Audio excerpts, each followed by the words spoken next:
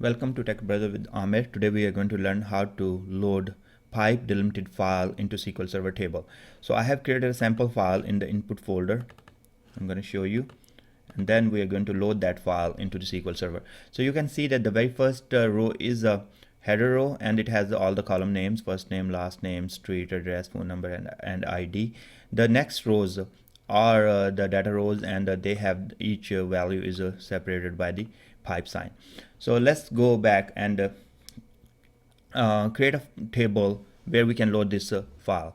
So I have actually already created one of the table with these columns. So if you can see, that is called DBO customer, and it has ID and all those columns what we need. So if you can compare them here with the file itself, you can see that. Okay, hold on one second. So let me move this little. All right, so I can see that ID is 123. So I have ID integer. I have first name, I took a f name as a worker 100, and last name is also string value. I took it worker 100, and address is a worker 100.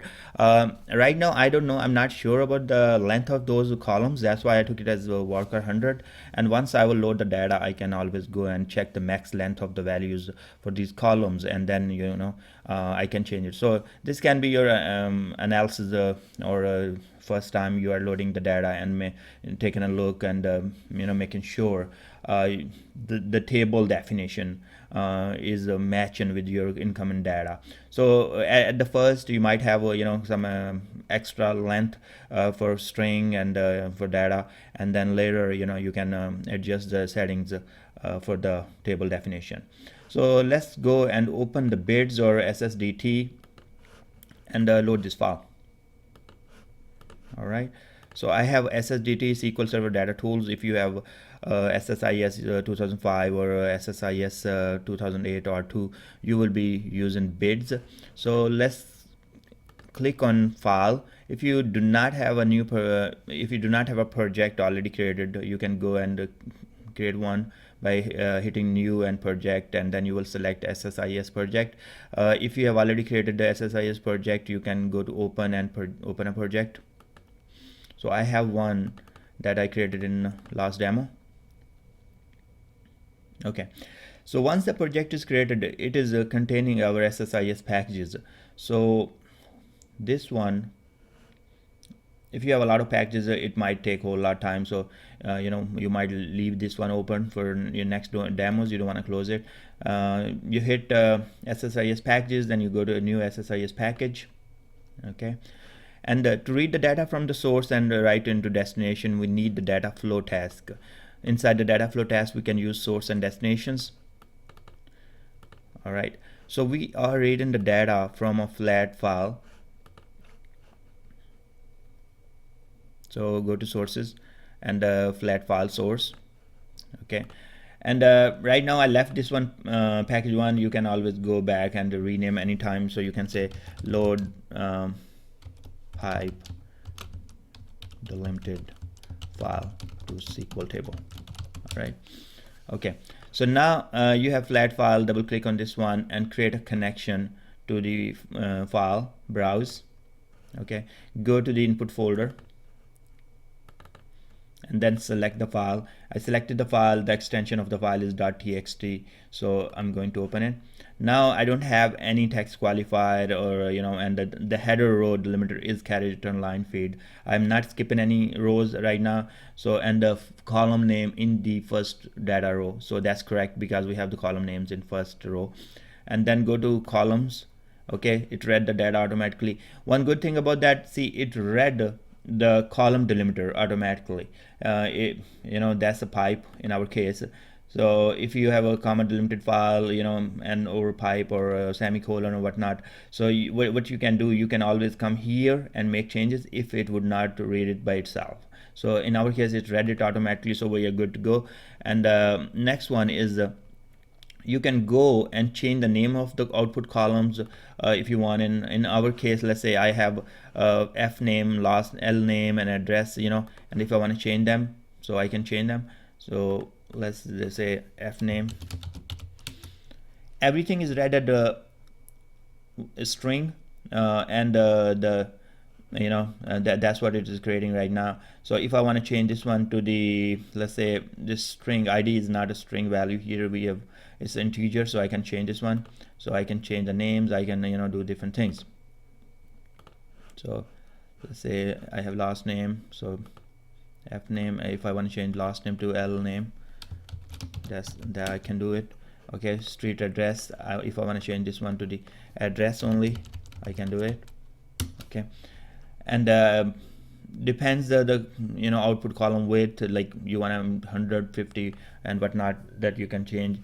Okay, I'm gonna leave this one to 50, that's fine for now, and I will show you something at the end. All right, so what is happening, let's preview our data, and now that is coming correct, so hit OK.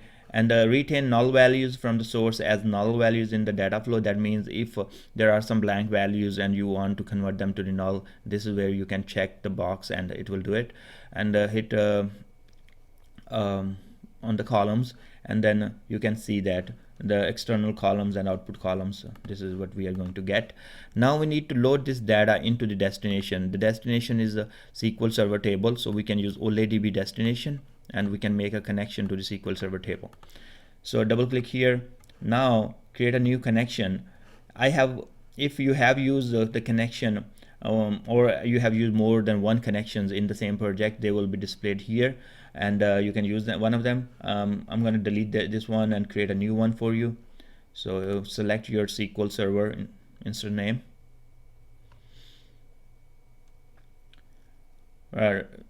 All right, so we have this SQL Server instance name, and then we are going to select the database where our database is testdb. That's where our table is. Hit OK.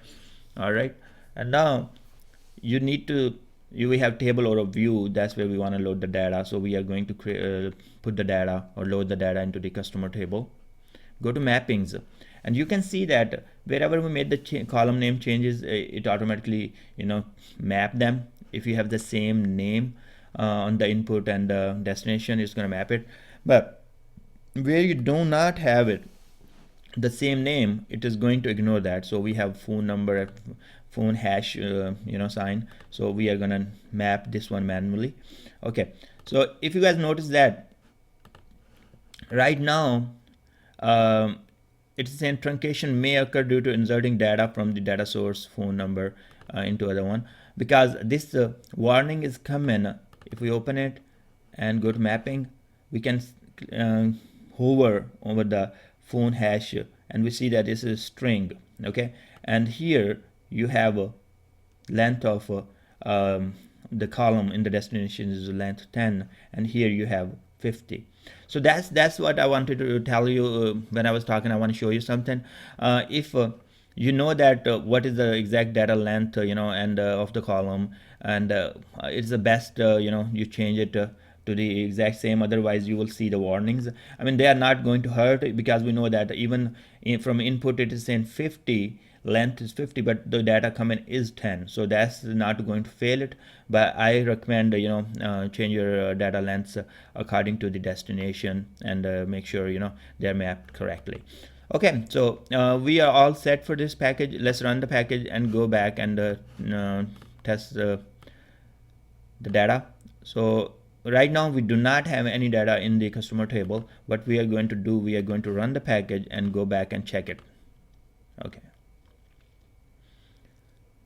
now 3 records are inserted into the destination. Stop the SSIS package, go back to SSMS and run the select query, and 3 records are inserted correctly in the table. So in this demo we learned how to read the data from the flat file source or text file with the pipe delimited, and load the data into the SQL Server Table. I have other videos that tells you how to read data from different sources and load into different destinations. So visit us at sqlage.blogspot.com or Tech Brothers YouTube channel to see more videos. Thanks very much for watching this video.